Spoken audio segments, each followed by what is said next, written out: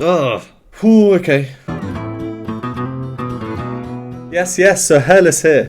Today we have Black is the Colour of My True Love's Hair by Peter Hollens and Avi Kaplan. This came in joint first position in my last members poll, of which Avi reaction to do next. It tied with House of the Rising Sun, which was my last Avi reaction. Card for that is up here if you haven't seen that. I've really enjoyed what I've seen of Peter Hollens so far. That was Sound of Silence with Home Free's bass Tim, and I still haven't found what I'm looking for with Home Free. So onto this song. The origins of this song aren't known for certain, but it's a traditional folk song ballad thought to have originated in Scotland. As you probably know, I usually like to listen to the original song beforehand to prepare and get to understand it. I didn't actually know this song, and there are countless versions out there, with the most famous probably being Nina Simone's. So I have gone away and listened to 4 different versions. They've all been similar in some ways, very eerie and melancholic almost, and they've also been very different in other aspects. Things like speed, instrumentation, melodies, harmonies. So in this reaction, I don't think I'm going to be comparing to any one previous version, as there are so many versions out there. A lot of the comments recommending this performance to me did mention that it is quite technical. So if that's the case, by not comparing, it also allows me a bit more freedom to focus on the arrangement in and of itself. Yeah, I mean, look, I love Avi, I love Peter from what I've seen so far. Very, very interesting song from what I've heard. So let's get straight into it.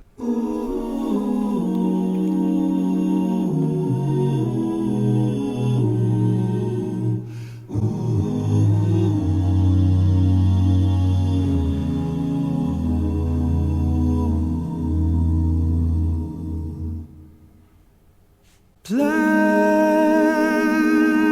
is the color of my true love's hair. Her face so soft and wondrous fair. The purest eyes and the gentlest hands. I love the ground whereon she stands. I love the ground whereon she stands. Black is the color of my true love's hair.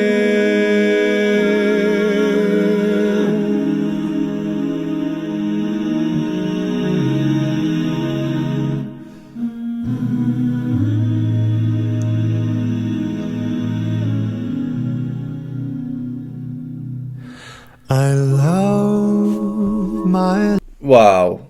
Right, I mean, Avi solo, let's stop there. This is really powerful. I'm probably gonna struggle getting points across in this one because it's so, well, yeah, technical. We're about a third of the way through, but already there's enough harmonic ingenuity in this arrangement to keep me going for days. Let's go back over what we've heard. I'll try and just pick out some of my favourite parts or the things that I think are most important as a whole, and I'll try to speak at least a little bit normally about them. If you don't want to hear my analysis, go to the timestamp here. Firstly, I'd just like to mention the aesthetic. Some of you in the comments recommending this video let me know that this video is made by 5th Gen or 5th Gen Films. They're the same lot who made the videos to some things we've previously reacted to. For example, Pentatonic's Daft Punk medley, God Rest You Merry Gentlemen, Dance of the Sugar Plum Fairy. I loved each of those videos and I'm loving this one as well. The contrast works so well of front-on shots versus side-on shots, silhouette shots versus non, intense close-ups and further out profile shots. And the music, from what I've heard so far, I think is phenomenal. A video like this only serves to enhance it, really. Yeah, it's very, very nice. Alright, so onto the music. Honestly, every single moment we've heard so far pretty much is worthy of mention from a musical standpoint. I'm really blown away by the complexity of the arrangement. I'll mention now before I forget, but in my head so far, the main mechanism by which they're creating such a sound is the intense dissonance. But it's not too dissonant where it becomes atonal, so where we can't tell if it's in a major or a minor key or what key it's in general. It's right on the boundary. So this might be a little bit harsh for people who prefer cleaner sounding music with simpler harmonies, but I really love it. The very first thing we hear,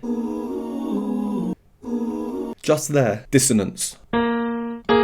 immediately we know what we're in for. It's rare to open a song with a dissonance like that. But Peter and Avi's voices work so well together, clearly. Their timbres suit each other, and obviously they suit their own voices as well when layered. So multi-tracking is a real advantage here because of this extra blend they're able to achieve. If the voices don't work well together, there's a danger with each new layer that the sound becomes a lot more noisy, and by noisy I mean less clear, a bit more messy. This arrangement, it's designed for the studio, multi-tracking. Singing this live, you'd have to have many singers all perfectly in tune whose timbres work together. It's a near impossibility for it to sound this good anyway. The whole opening section, it has this downwards momentum which is led by Avi at the bottom.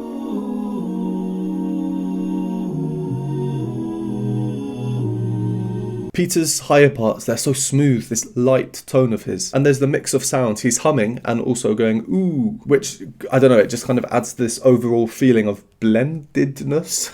We're hearing constantly moving chords until we arrive at this first sustained chord.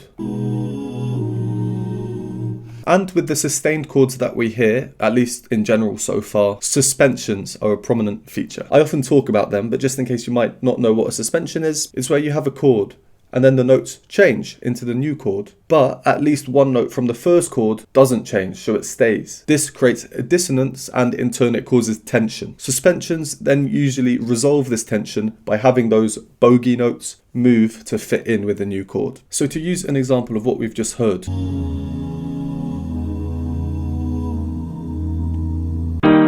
Here's our nice chord, and the suspension is here.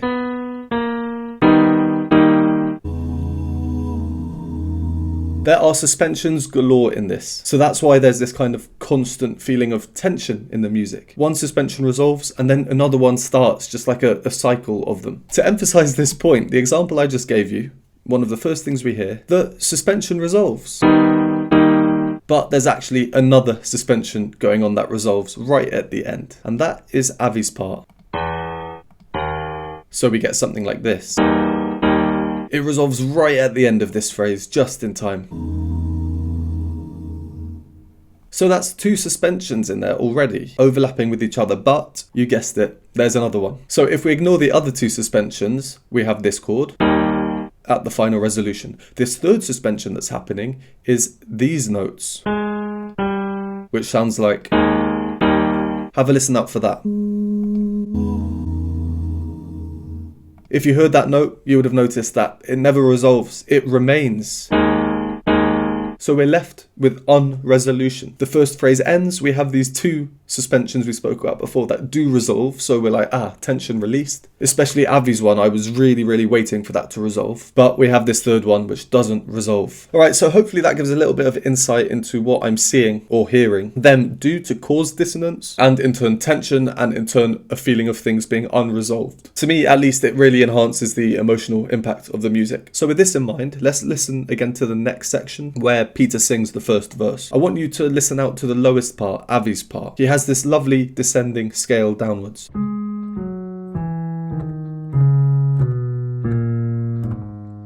I'll just show which note of the scale he's on as he moves. Black is the color of my true love's hair. Her face so soft and wondrous fair. To be able to fit a descending scale in amidst all of the dissonant, juicy chords above, and without needing to adjust anything at all, that is masterful. Right, so the end of the scale, you'll see I probably made a face there subconsciously on number 7. That's because instead of ending the scale with, we instead get... That's not what we're expecting harmonically. So being different, this brings with it a natural element of change. And what else happens at that point? The screen goes black, and then there's a change in the arrangement. And Avi then continues going down. So Avi's puttering around at those depths there, just really enhancing this rich sound. And then we get a new low note from him. Ground whereon she stands. That's the A below here. down an octave. And again, this is followed by something different. He goes from this phase of low sustained notes to a contrasting melodic moving bass line. Of the ground whereon she stands. Alright, so what we were saying earlier about how well one's own voice blends with one's own voice. Here's a good example in Peter.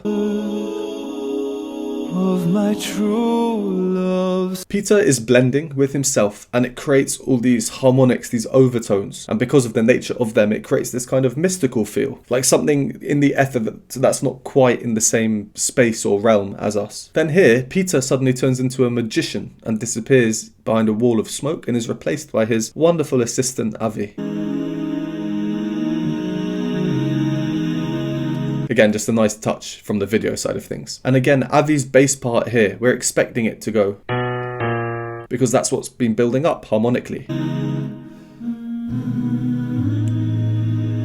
But he goes back to this note A, which is the one from earlier that broke the scale that we were expecting.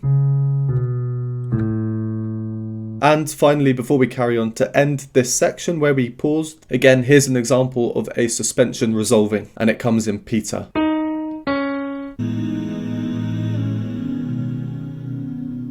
Only for multiple other parts to immediately create a new one that does not resolve. They like finishing up the phrases with unresolution. Alright, let's carry on. It looked like Avi had a solo.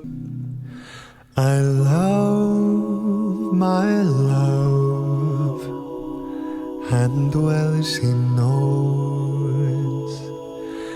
I love the ground on where she goes, and still I hope that the time will come.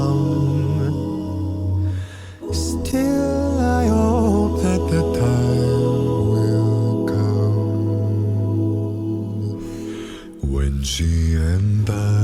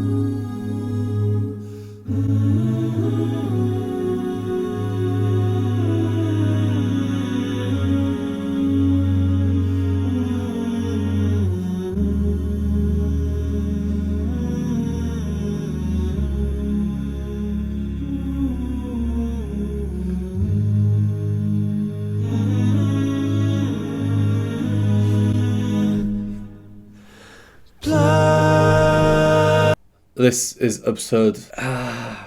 If only you could see somehow what my body feels during some of these moments. It will be interesting for me editing this because no idea what's going on. Alright, let's go over some of that last section. I like how Avi starts his solo section a bit higher up. That then allows him to really make a point when he descends afterwards into this basso profundo moments that follow. I love my love.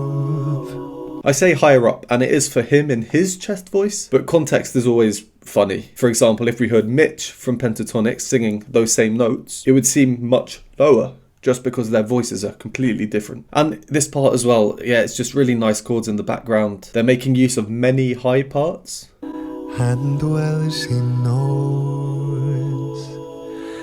I love the ground on where she... It's all tenor and countertenor accompaniment parts, just to make a point of really isolating Avi's different timbre, making it its own entity completely. Avi certainly is the center stage at this point. And at the end of the phrase, we get a real scrunch chord in the harmony just before Avi comes in with an additional bass part. On where she goes.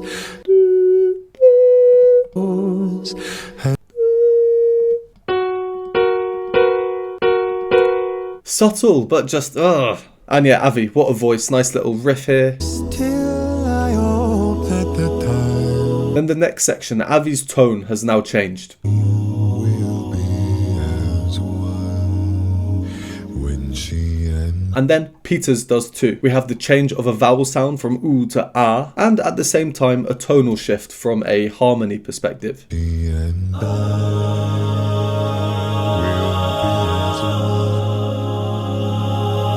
Now the root chord, it's C sharp major. Well, mostly C sharp major 7, with a couple of other notes in there too. And the end of Avi's solo section as well, I think it's quite cool. Not only because it's low and deep, finishing on this slide up, but also the harmony is as bare as it can be. An open fifth, otherwise known as a bare fifth. I often say that this interval, 5 notes, is one of the most archaic sounding harmonies you can get. It's a stark contrast compared to the very modern, rich, complex harmonies we've been hearing at pretty much every moment previously. Similarly with the following part in octaves. But with some harmonies coming in and then some more juicy harmonies starting to come in. And then that leads up to this lovely, lovely chord, much less juicy and more pure sounding. And then it repeats, juicy harmonies, pure sounding chords, and then archaic sounding again.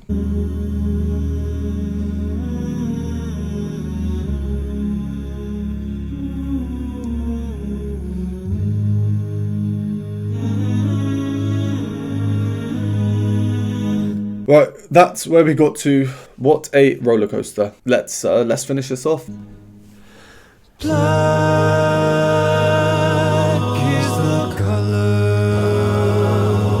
of my true love's hair. Her face so soft and wondrous fair. The pure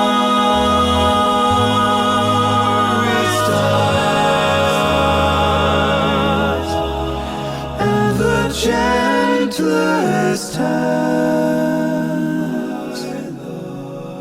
I love the ground whereon she stands. I love the ground whereon she stands. Black is the color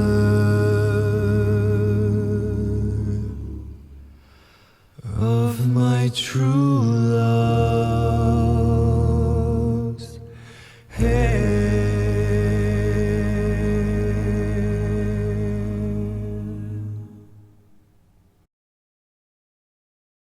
Yeah, and that final bottom below that. I don't have too much more to say. I'll just go over some final bits from that ending. Unbelievable arrangement, and their voices just work so well together. Whew, okay. So this bit, there are so many layers going on. So many. Of my true love's hair. I wonder if anyone knows how many exactly. I wonder if Peter's said. We get another case of an obvious example of a suspension that resolves, and the effect it has of creating temporary tension before releasing it. Her face. And then from this point on towards the end, the structure becomes a bit more, well, seemingly unstructured. We rapidly change the structure and the texture from section to section. We get a homophonic duet. So soft and wondrous fair. And then we get Peter moving high. The pure. And then some polyphonic chordal lyrics between the parts.